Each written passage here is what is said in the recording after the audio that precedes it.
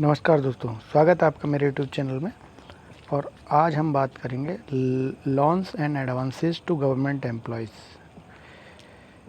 इसमें हम बात करेंगे आज कंप्यूटर एडवांस और हाउस बिल्डिंग एडवांस की, लॉन्ग टर्म एडवांसेस की।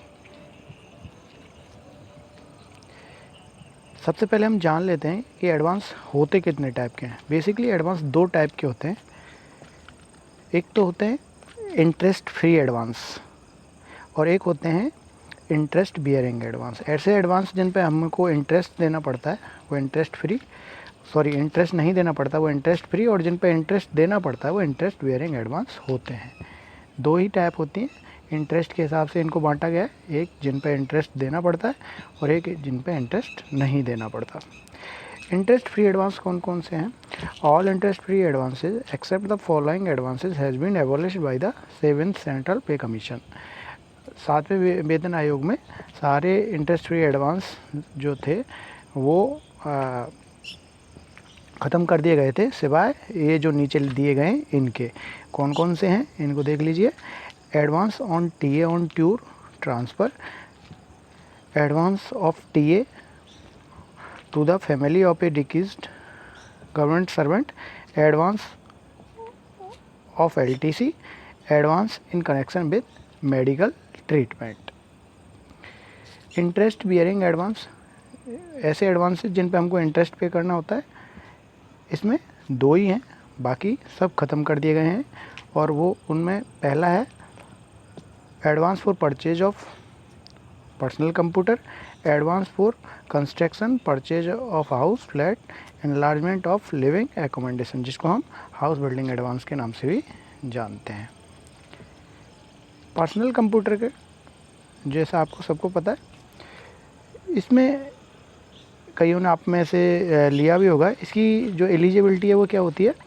All government employees are eligible for grant of personal computer advance of ₹50,000 or actual price of the personal computer tablet iPad which average lower. देखो 50,000 रुपये है maximum, और अगर आप बाज़ार से जो परचेज करते हैं उसकी कीमत कम होती है तो आपको जितना आपकी जो पर्सनल कंप्यूटर है, टैबलेट है, आईपैड है, उसकी जो कीमत है वो दी जाएगी, which ever is lower. Sanctioning authority कौन होती है? Sanctioning authority head of department होता है, ठीक है। The authority competent to sanction the advance is department of central government administration, head of department. Condition क्या होती है? Condition form 6 of compendium of advances. जो कंपेंडियम ऑफ एडवांसेज है, अगर आप उसमें जाएंगे और वहाँ देखेंगे तो उसका फॉर्म 6 फिल करके आपको देना पड़ेगा।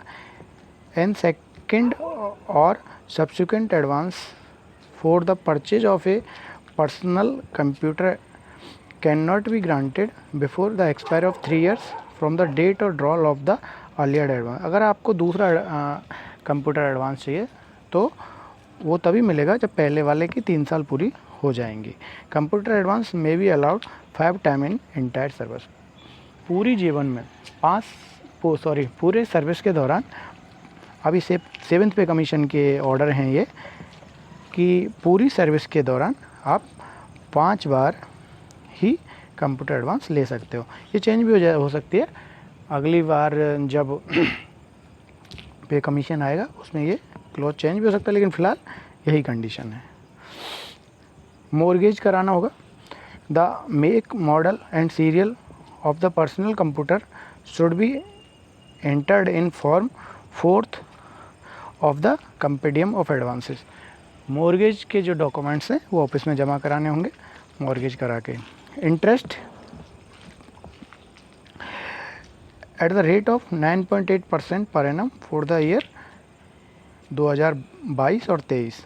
अभी जो प्रेजेंट जो रेट चल रही है वो है 9.8 पर एनम। रीपेमेंट, अब इसका रीपेमेंट कैसे करना है? In not more than 150 installments, monthly installments. total recoveries on account of all advances including computer advance taken by a government servant should not exceed 50% the total emolument rule 21(5). देखिए अब जो monthly instalment बनेंगी वो 150 बनेंगी, लेकिन ये कह रहे हैं कि आपकी जो रिकवरीज होनी चाहिए आपकी से पे से वो क्या है 50% से ज़्यादा की रिकवरी नहीं होनी चाहिए। इसका मतलब अगर आप पहले से कोई एडवांस ले रखे हो, कोई रिकवरियाँ चल रही हैं और वो 50 और अगर आपको इस रिकवरी को मिला के कंप्यूटर एडवांस की रिकवरी को मिला के 50% से ज़्यादा हो रहा है तो आपको कंप्यूटर एडवांस नहीं मिलेगा। तो इसमें पहले इंश्योर कर लें कि आपको पुरानी जो रिकवरियाँ हैं वो आपके अमूल्यमोंट्स की 50% से ज़्यादा नहीं होनी चाहिए।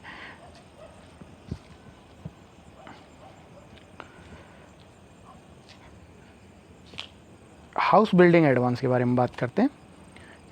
Eligibility all permanent officials with A least 5 years continuous service, 5 साल की नौकरी कम से कम होनी चाहिए। देखिए कंप्यूटर एडवांस में और इसमें बेसिक यही डिफरेंस था कि उसमें वो ये क्राइटेरिया नहीं दिया हुआ था, उसमें कोई भी गवर्नमेंट सेंट्रल गवर्नमेंट का एम्प्लॉय वो है जो है वो कंप्यूटर एडवांस ले सकता है। लेकिन यहाँ पे ये एक कंडीशन जोड़ दी गई है, if both husbands and wife are government servant advance is admissible to both separately jointly.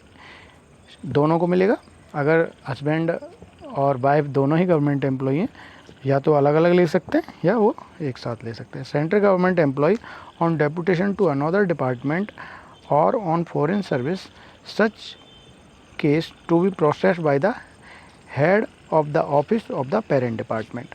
अगर कोई एम्प्लॉय है वो डेपुटेशन पे है, अब उसको जो है HBA कहाँ से मिलेगा, जो उसके पेरेंट्स जो हेड ऑफ ऑफिस है उससे मिलेगा, वो जहाँ पे डेपुटेशन में वहाँ से उनको नहीं दिया जाएगा। पर्पज HBA कब कब दिया जा सकता है, अब HBA कब दिया जा सकता है, देखिए constructing a new house on the plot already owned by the official or jointly with his her spouse with the clear title of the plot.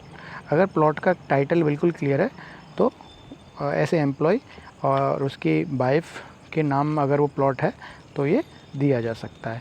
Purchasing a plot and construction a house there on, एक plot purchase करने के लिए और उन पे उस पर घर बनाने के लिए दिया जा सकता है। Enlarging living accommodation in an existing house owned by the official or jointly with the spouse, घर के जो है उसमें बढ़ाने के लिए उसमें और एक्स्ट्रा कंस्ट्रक्शन कराने के लिए इनलार्जमेंट ऑफ हाउस ये HBA दिया जा सकता है। For purchase of house flat from private parties that is registered builders architect house building societies etcetera but not from private individual. ठीक है, देखिए यहाँ पे बहुत सारे उद्देश्य यहाँ लिखे हुए हैं, मैं इनको पढ़ देता हूँ, आप जल्दी हम इस उद्देश्य को जो इस स्लाइड को आगे बढ़ाते हैं। For purchase of house flats from governments, semi governments or local bodies, house boarding development authority etcetera. For repayment of loan or advances taken from a government or HUDC को हुडको, housing and urban development corporation or private sources even if the construction has commenced subject to certain conditions. Existing employees who have already taken home loan from banks and other financial institutes are allowed to migrate to the scheme subject to the fulfillment of the following condition. Before grant of HBA, the head of department should satisfy himself that home loan were taken by the government employee entirely from or for the purpose of construction, purchase of new house flats, should ensure that the HBA sanction is limited to the amount of loan still due to repaid by the government employee. HBA can be availed for repayment of bank loan taken for the purpose of construction purchase of new house flat. HBA can be granted on the date that government servant obtained loan from bank and other financial institute, irrespective of whether they applied for HBA before raising the loan. HBA for repayment of loan can be granted in lump sum, and the government employees shall produce the utilization certificate within 1 month from the release of HBA. Construction only residential portion of the building on a plot earmarked for a shop cum residential plot in a residential colony subject to the prescribed cost ceiling.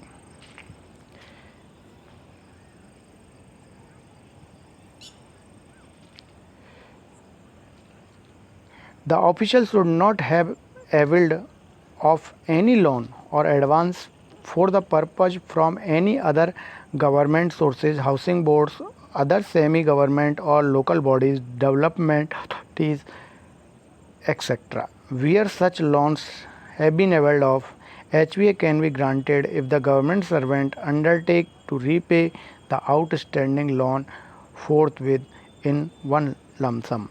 The official or spouse or minor child should not already own a house in the town, urban agglomeration where the house is proposed to be constructed or acquired. The title, the land should be clear. Advance for rebuilt house or flat is admissible for outright purchase only. देखिए अब cost selling का topic आ गया, लेकिन इससे पहले जो मैंने आपको पढ़ा जल्दी इसको हिंदी में इतना समझाने की ज़रूरत नहीं थी। उसमें सीधा सा यही है कि आपने अगर ऑलरेडी लोन चल रहा है आपका किसी जो है फ्लैट का और आपके घर का, आपने कहीं दूसरी जगह से ले रखा है तो आप उसको भी कन्वर्ट करवा सकते हैं HBA। उसको आप ऑफिस से लोन लेके चुका सकते हैं और ऑफिस इस पर आपके जो लोन है उसको आपको छूट देता है कि आप एक साथ लमसम उसको चुकाइए।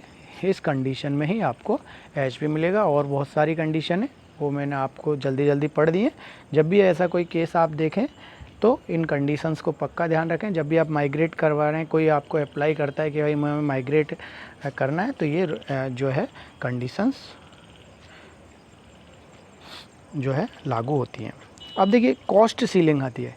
यहाँ कॉस्ट सीलिंग जो है वो रखी गई है कि जो परचेज आप कर रहे हो लैंड या आप जो हाउस HBA जिस पे लेना चाहते हो, वो जो प्रॉपर्टी आप ले रहे हो उसकी एक कॉस्ट सीलिंग रख दी है कि इससे ज़्यादा की प्रॉपर्टी नहीं होनी चाहिए।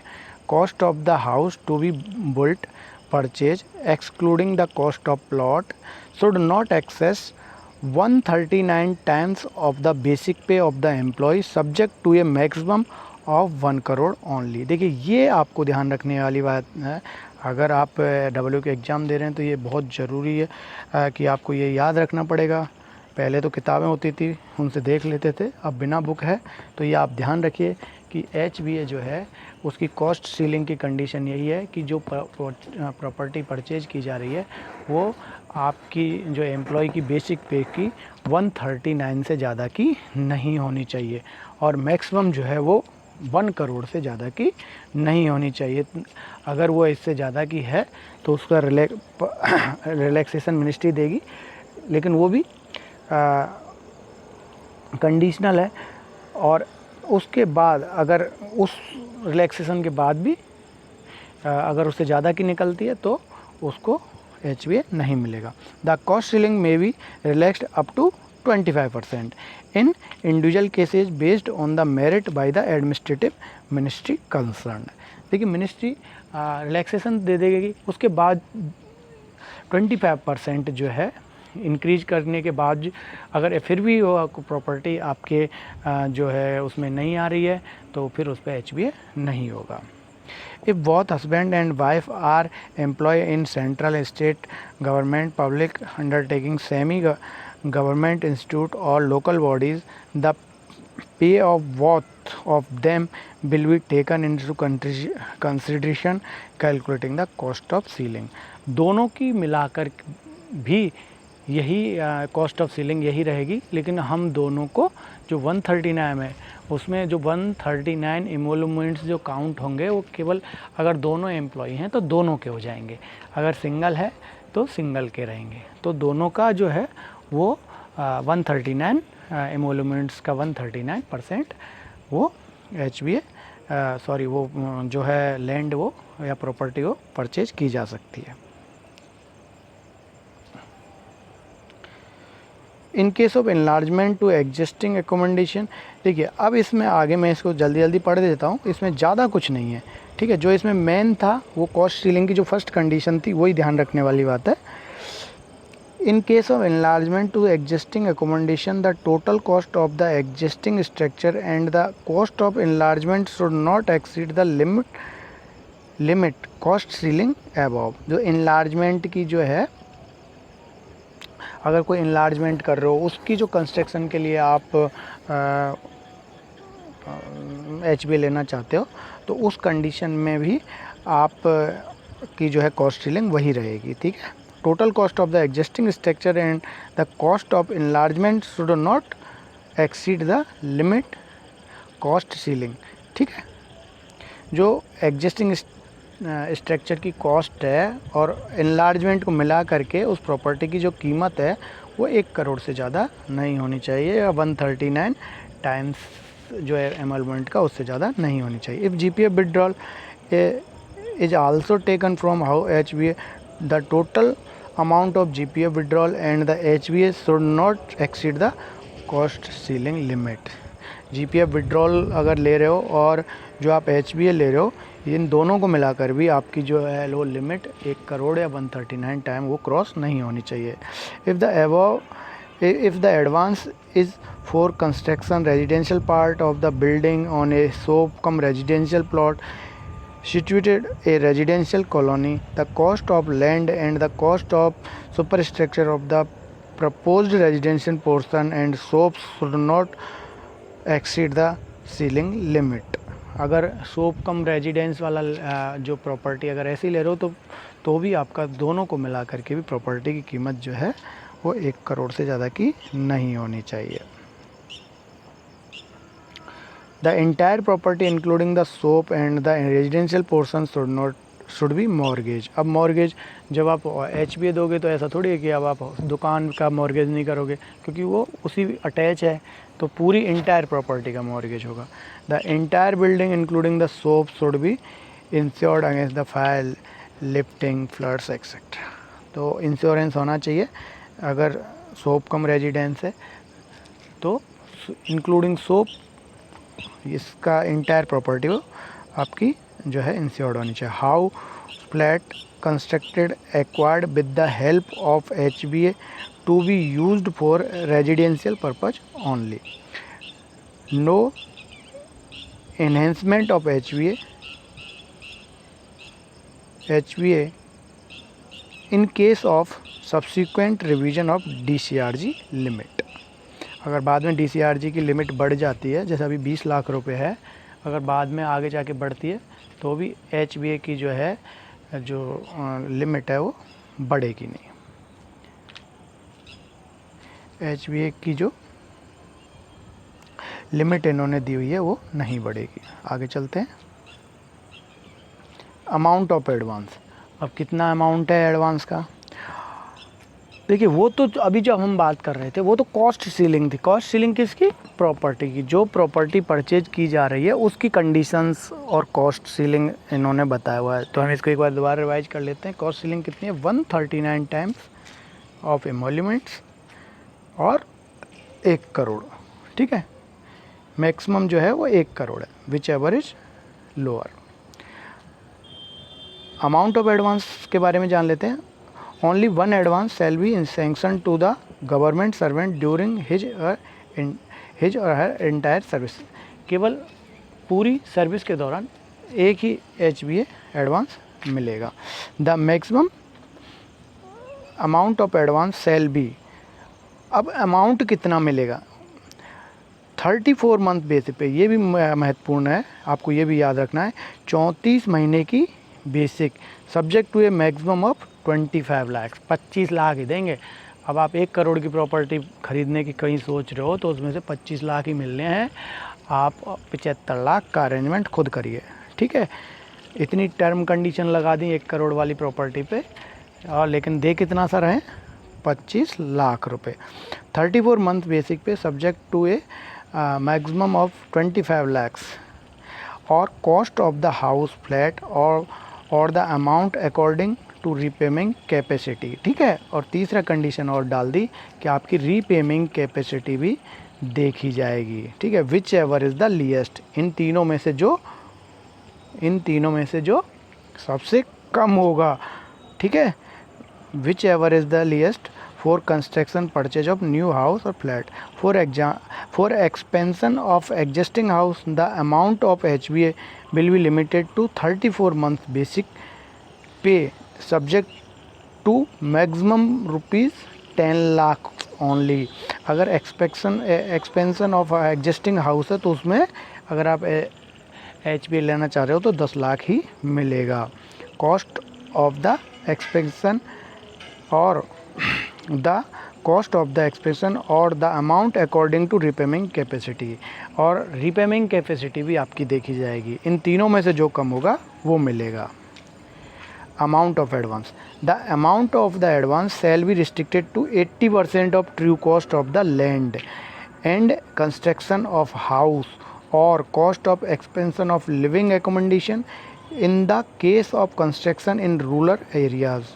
This can be relaxed and 100% can sanctioned if the head of department satisfies that the concerned rural area falls within the periphery of town or city.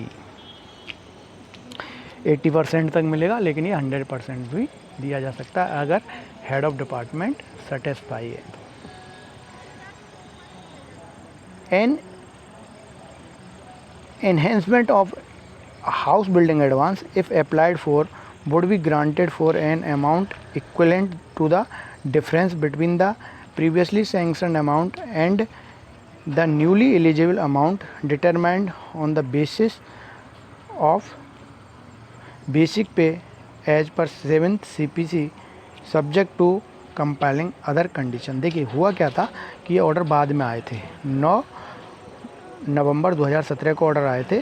तो ये जब उसके इससे पहले जो पीरियड है, क्योंकि 7th पे कमीशन 1 जनवरी 2016 से आया, तो उन जिन लोगों को पुराने पे कमीशन के हिसाब से HBA सैंक्शन किया गया है वो लोग भी इसमें अपने जो है अप्लाई कर सकते हैं, लेकिन इसकी टर्म कंडीशन जो बाकी रहेंगी वो सेम रहेंगी। अब देखिए, अब बात आ रही है ना रीपेमेंट कैपेसिटी, जो तीसरी कंडीशन थी कि विच एवर इज लीस्ट, ठीक है। तो अब रीपेमेंट कैपेसिटी का निर्धारण कैसे होगा? इन case of employee retiring after 20 years, जिसकी 20 साल से ज़्यादा की नौकरी बची है, उसकी 40% बेसिक पे को रीपेमेंट कैपेसिटी में माना जाएगा, ठीक है। 40% को, उससे ज़्यादा की उसकी इंस्टॉलमेंट बनेगी ही नहीं, ठीक है। इसके बाद in case of employee retiring after 10 years but not later than 20 years, ठीक है। 20 साल जिसकी नौकरी 20 साल से कम और 10 साल से ज़्यादा की बची हुई है, उसका क्या होगा? 40% बेसिक पे और 65% DCRG में चला जाएगा, ठीक है।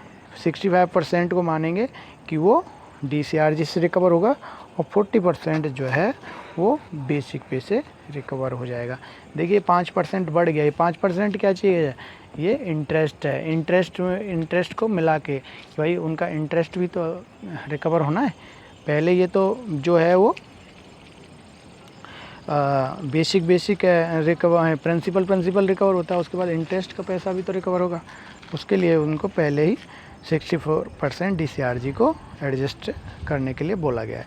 In case of employee retiring within 10 years, अगर 10 साल के अंदर अंदर हो रहा है, up to 50% of basic pay DCRG up to 75% can be adjusted. 50% जो है उनकी बेसिक पे उसको रीपेमेंट कैपेसिटी मिलेंगे, मतलब उसकी जो किस्त है वो 50% तक मैक्सिमम बन सकती हैं, और जो है बचा हुआ पैसा जो है 75% जो है उसकी DCRG से एडजस्ट हो जाएंगे। अब डिसबर्समेंट, अब जो HBA है जब सैंक्शन हो गया तो उसका पेमेंट कैसे करना है, ठीक है, उसके लिए जो टर्म कंडीशन है, जिस पर्पज़ के लिए लोन लिया जा रहा है उसके हिसाब से ही उसका डिसबर्समेंट किया जाएगा। अब पर्पज़ क्या क्या है देखिए, for purpose of ready built house in one lump sum as soon as the applicant executes an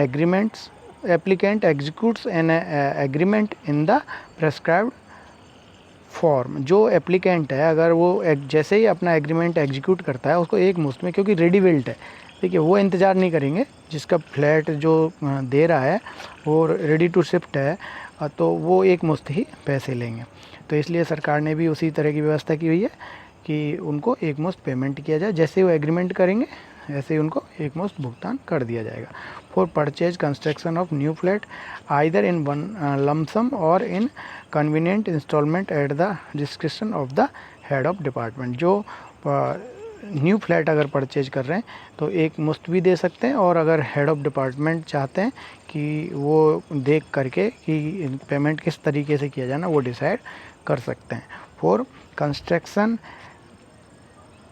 oblique expansion of living, accommodation, etc. payable in 2 installment of 50% each. The first installment will be paid after the plot and proposed house, existing house is mortgaged, and the balance on the construction reaching plinth level. For expansion to be carried out on the upper story of the house, 2 installment, first on executing the mortgage deed and second installment on construction reaching roof level. For purchase of plot and construction of house, single story house, after agreement in prescribed form is executed on production of story bond, 40% of the advance or actual cost will be disbursed for purchase of plot. The balance amount will be disbursed in 2 equal installments. First after the mortgage is executed and second on the construction reaching plinth level. Double story house, 30% of advance for cost of plot will be disbursed on executing the agreement. The balance amount will be disbursed on disbursed in 2 equal installment, first on executing the mortgage deed and the second on construction reaching plinth level.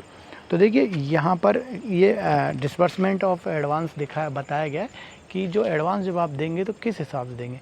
तो इसमें जो आपको ज़्यादा याद रखने की उतनी ज़रूरत नहीं है। HBA में आपको बेसिकली याद रखनी है कॉस्ट ऑफ सीलिंग और आपको कितना जो है HBA दिया जा सकता है, उनकी जो कंडीशंस हैं, जो लिमिट्स हैं वो याद रखनी है।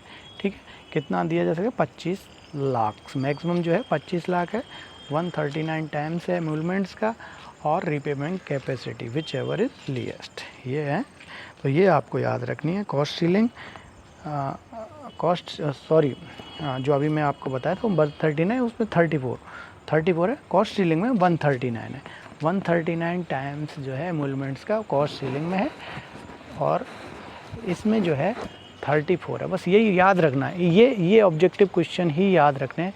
इन्हीं में से आपको 1 नंबर 2 नंबर का क्वेश्चन आ जाना है, तो ये आपको याद रखनी है। पूरा लोन एडवांस में तो मुझे जहाँ तक लगता है मैक्सिमम आपको बस ये जो आपके कंप्यूटर एडवांस हुआ, चाहे हाउस जो है HBA हुआ, इनमें जो आपको ज़्यादा कुछ नहीं पूछेगा, बस यही आपकी जो एडवांस की अमाउंट है, एडवांस कितना दिया जा सकता है, इन्हीं के बारे में ऑब्जेक्टिव क्वेश्चंस आएंगे, तो आप इनको रट लीजिए। Time limit for utilization of advances, purchase of land should be completed and the sale deed produced within 2 months following which the advance should be refunded in lump sum। अगर आप purchase of land के लिए advance ले रहे हैं तो ये 2 महीने के अंदर आपका सारा काम हो जाना चाहिए। अगर ऐसा नहीं होता है तो आपको एडवांस वापस दे। Purchase of house, acquisition of and mortgage to the government should be completed within 3 months। Extension of time limits may be granted by head of the department। तो परचेज ऑफ हाउस है, इसमें 3 महीने है, ठीक है, और परचेज ऑफ लैंड है, इसकी 2 महीने है। Purchase of construction of new flats should be utilize within 1 month unless extension of time limit is granted. अब फ्लैट आप ले रहे हैं तो वो 1 महीने के अंदर अंदर आपकी सारा हो जाना चाहिए, और वो यूटिलाइजेशन आप दिखाएंगे कि आपने 1 महीने के अंदर अंदर सारा जो एच है वो यूटिलाइज कर लिया है।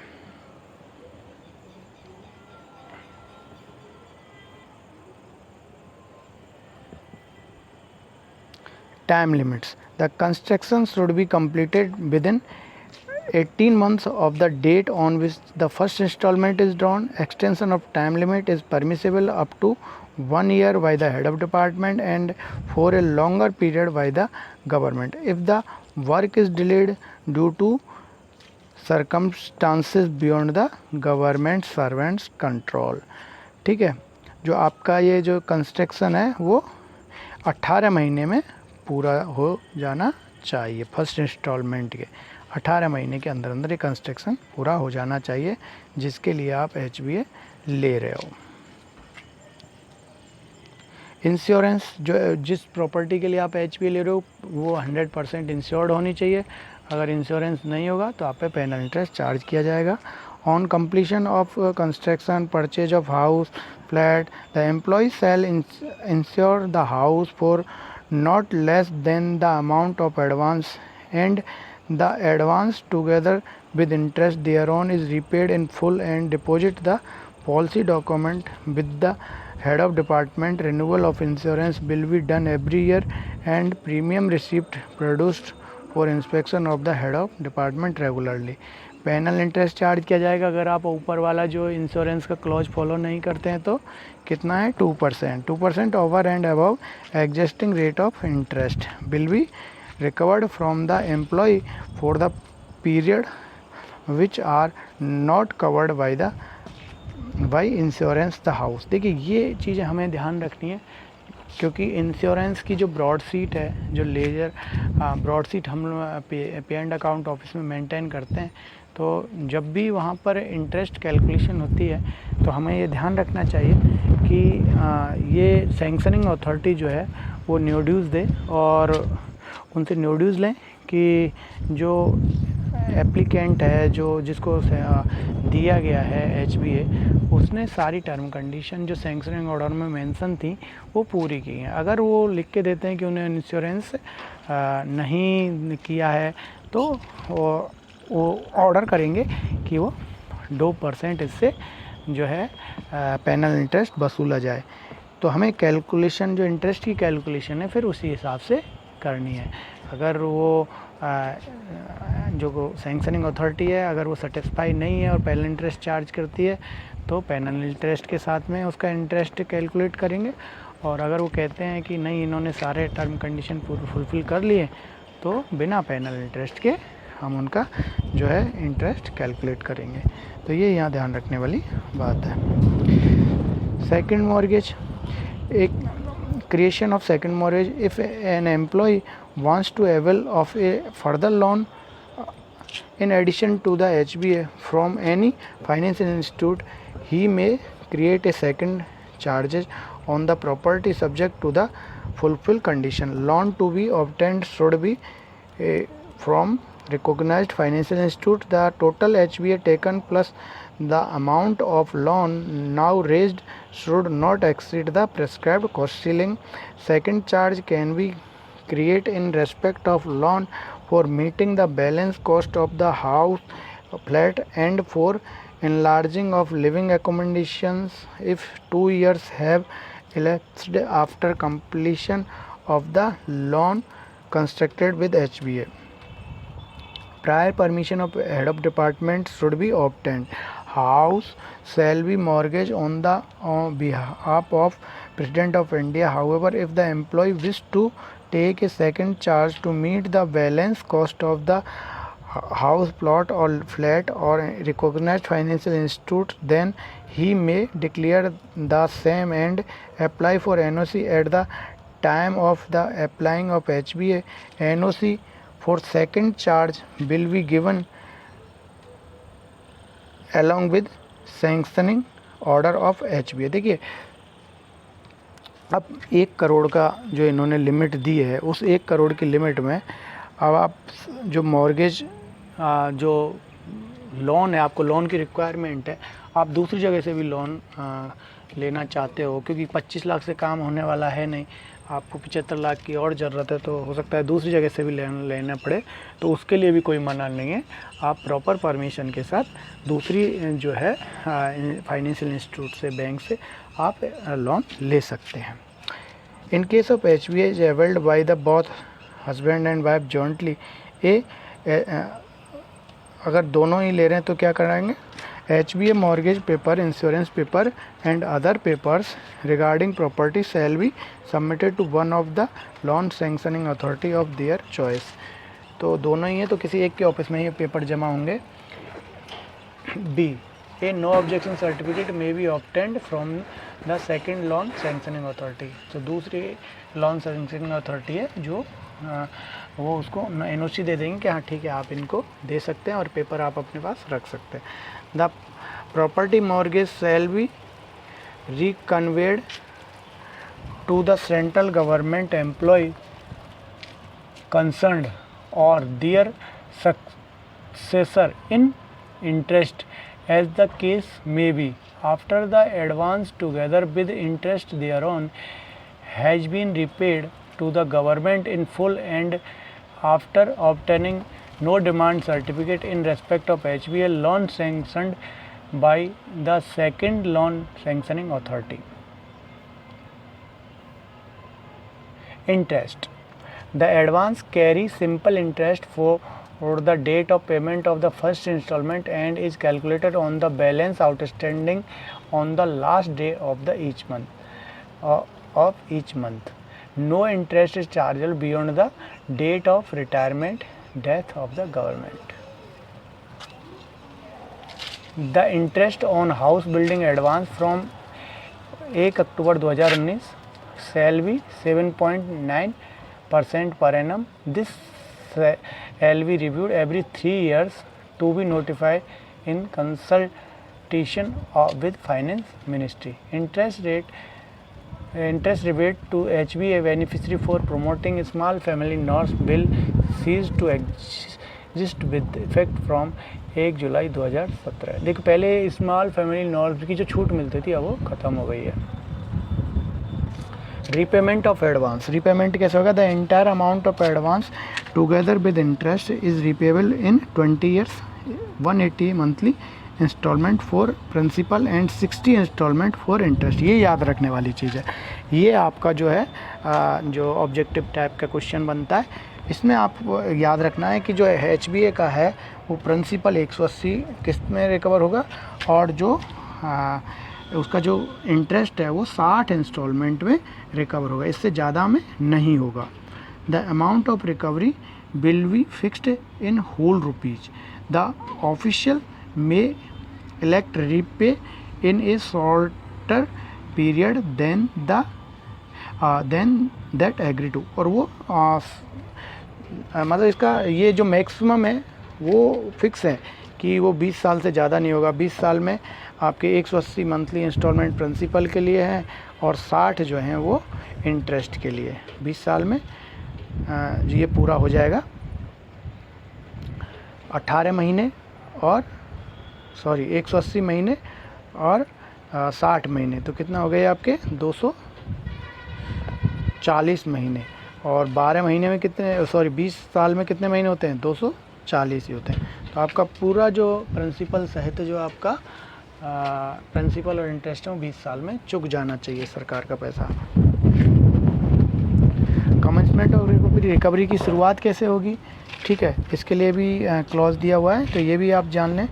In the case of construction of A new house of enlargement living accommodation, recovery will commence from the pay of the month following the completion of the house or the pay for the 18 months after the date of repayment of the first installment, whichever is earlier. In the case of advance taken partly for purchase of land and partially for construction, recovery will commence from the pay for the month following the completion of the house or the pay for the 24th month after the date on which the installment for purchase of land was drawn by the officials, whichever is earlier. In case of ready-built house or flat, recovery will commence from the pay for the month following that in which the advance is taken. देखिए यहाँ तक मैंने पूरा एक साथ इसलिए पढ़ दिया क्योंकि इसमें कुछ ज़्यादा था नहीं, आप उसकी रिकवरी का था और उस एडवांस जो हम पे गवर्नमेंट एम्प्लॉय को दे रहे हैं उसकी रिकवरी किस तरह होनी है, ये इस स्लाइड में था। ये मैंने HPA का जो आपको कंप्यूटर एडवांस का जो ये अभी समझाया है, जो आपको बताया है, इसमें मैं आपसे इतनी ही रिक्वेस्ट करूँगा कि जो जो इसमें ऑब्जेक्टिव टाइप क्वेश्चन बनते हैं उनको अंडरलाइन कर लीजिए और उनको याद रखिए। पूरी स्लाइड पूरा चैप्टर याद रखने की ज़रूरत नहीं है, जो इसमें ऑब्जेक्टिव बनते हैं और सारे वीडियोज़ में मैं यही सलाह दूंगा कि आप अपने शॉर्ट नोट खुद तैयार करें ताकि आप जो है आने वाली एग्ज़ाम में अच्छे से जो है पेपर कर पाएँ, क्योंकि ऑब्जेक्टिव टाइप होगा। ऑब्जेक्टिव टाइप जो क्वेश्चन होंगे कहीं और से नहीं आएंगे, इन्हीं जो हमारे टॉपिक्स हैं इन्हीं में से आएंगे और इन्हीं में से आपको दिए जाएंगे। बस आपको चूज करना होगा करेक्ट आंसर। मेरी शुभकामनाओं के साथ ये अभी मैं समाप्त करता हूँ। आपको मेरा वीडियो कैसा लगा, लाइक करें, शेयर करें, सब्सक्राइब करें। Thank you.